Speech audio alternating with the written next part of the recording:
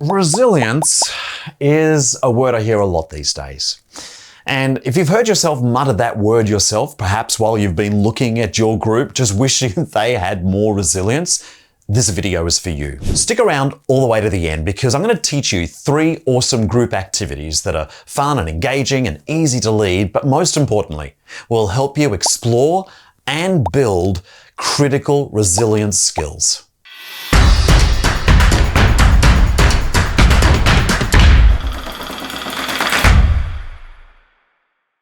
Now, I'm an experiential trainer, and if this is your first video being introduced to me, welcome, glad to have you here. But I'm not a psychologist, and my best understanding of resiliency is the ability and the willingness to get back up again when you're down. Now, these next set of activities are going to help you explore and build resiliency skills, but to be fair, on their own, they are not going to build resiliency. They need to be combined with maybe traditional or non-traditional curriculum that can actually scaffold the coping skills and the strategies to build resilience. But together will actually make the traditional content for building resilience far more interesting and far more engaging because of the fun activities that you integrate with them. And there's 3 that I want to share with you right now. Activity number 1, alter shake. Kind of a weird word. It's kind of a weird activity as well, but so incredibly simple. You don't need any props. You just need to gather your group and then set the parameters of the activity. And it is as simple and as challenging as this. Each person, so if you've got 20 people in your group, each of these 20 people need to complete this task, and that is to shake the hand of every person in the group. So if you're one of those people, you've got to shake the hands of 19 others. But here's the kicker.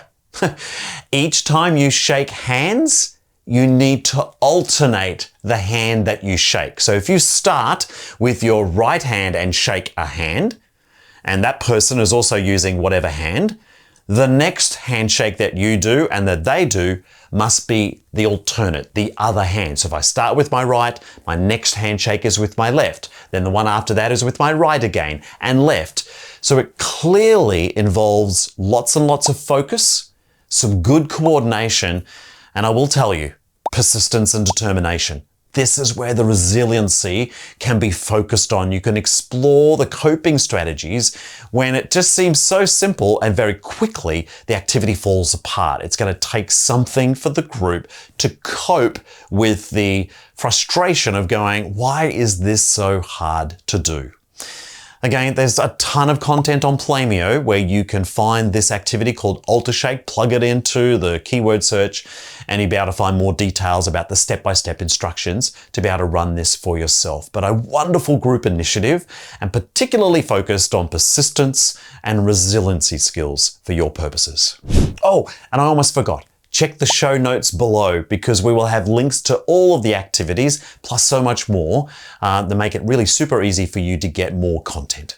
Okay, activity number 2 is called paper stone stacking, and it is exactly as it sounds. Now you'll note that I've created a little bit of a proper table in front of me, and you want to grab some sheets of paper. In fact, for each person, grab 3 or 4 sheets of paper. It can be recycled paper, it doesn't really matter, but you want to scrunch it up. So I've got a couple here that I've already prepared in advance. It won't matter how big or small they are, but whatever works for each person is going to work for them.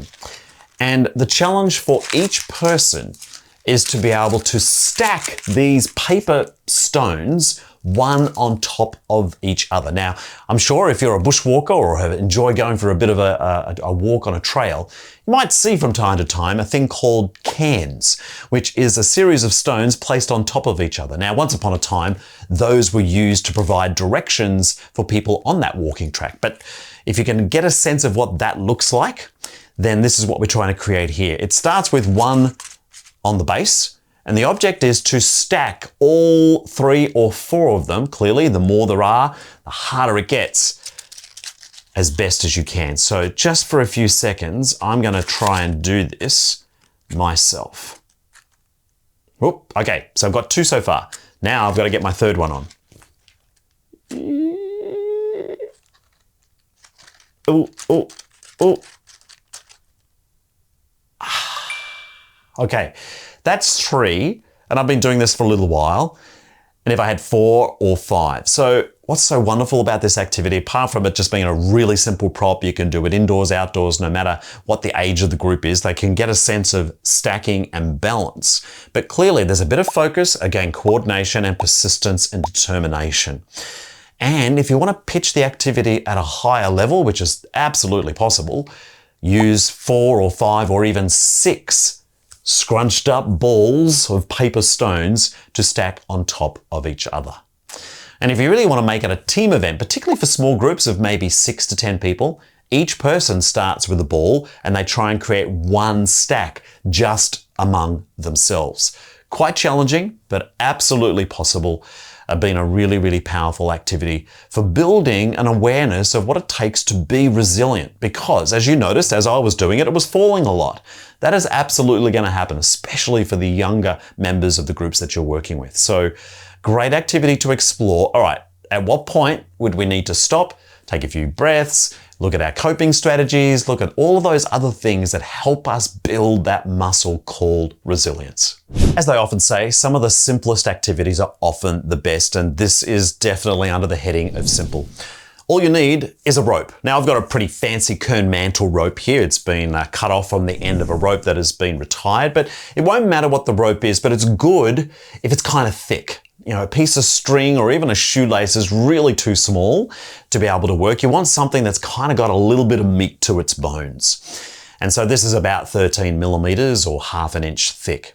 And this is how it works. If you've got maybe just pairs of people, but even better if you can have teams of people, let's say 5, 6 or 7 or 8 people, divide them into half, put the piece of rope between each person.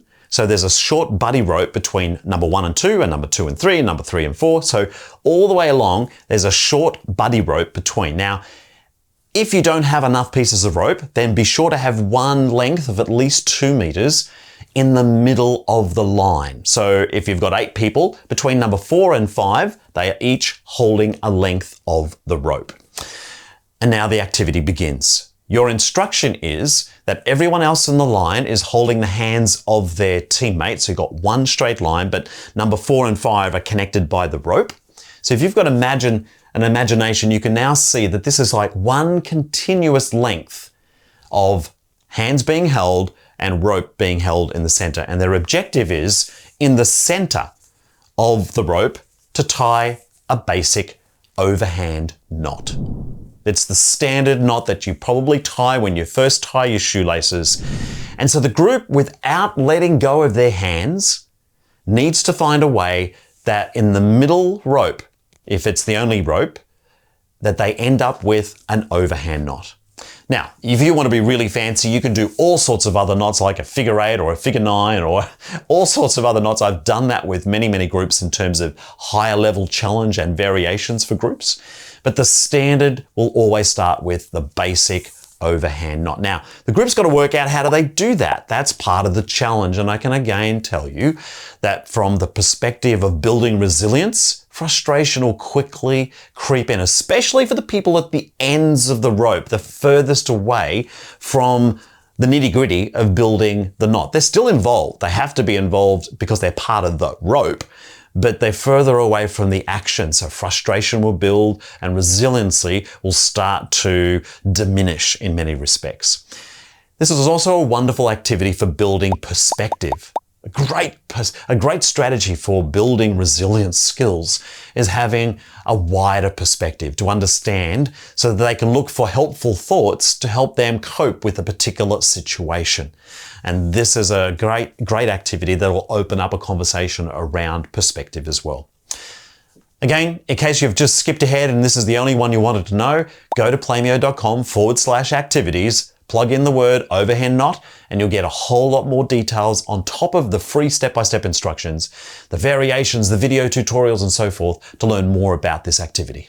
Again, if you're new to our YouTube channel, welcome, but we've got a real treat for you and all of those people who are watching because we're going to share many, many more dozens of activities that can help you explore and build resilience skills. When you go to playmeo.com/activities, you can actually look under the skills tab and find under that part of the search engine a particular attribute that says resilience. When you click on that, it will open up at least, at last count, 93 different fun group games and activities that we've identified focus, at least at some level, on building the skill of resiliency.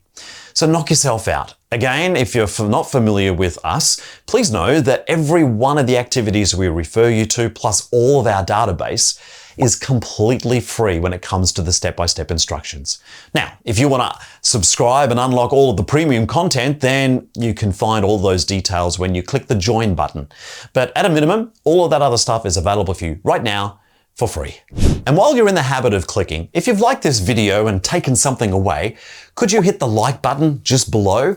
We would really appreciate it because that sends a signal to YouTube to allow more and more people to be served this great content, and also gives us a signal to produce more of it for your purposes as well. And if you really like this content, then we encourage you to hit the subscribe button, and in particular, the bell notification. So that way, every time, which is roughly about once a week, we drop a video, you'll be informed so you don't miss anything, to keep up with the latest and greatest content in the space of fun group games and activities.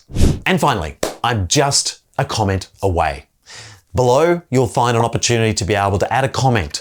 Was there something in particular about this episode that really resonated for you? Or why don't you tell us what your favorite activity of those three were, the one that you're going to do next? And if you've got a question, that's a great place to leave it as well, because I always will respond to any comment that is left on the Playmeo YouTube channel. So for now, thank you so much for watching. I really do appreciate it, and I wish you all the fun out there.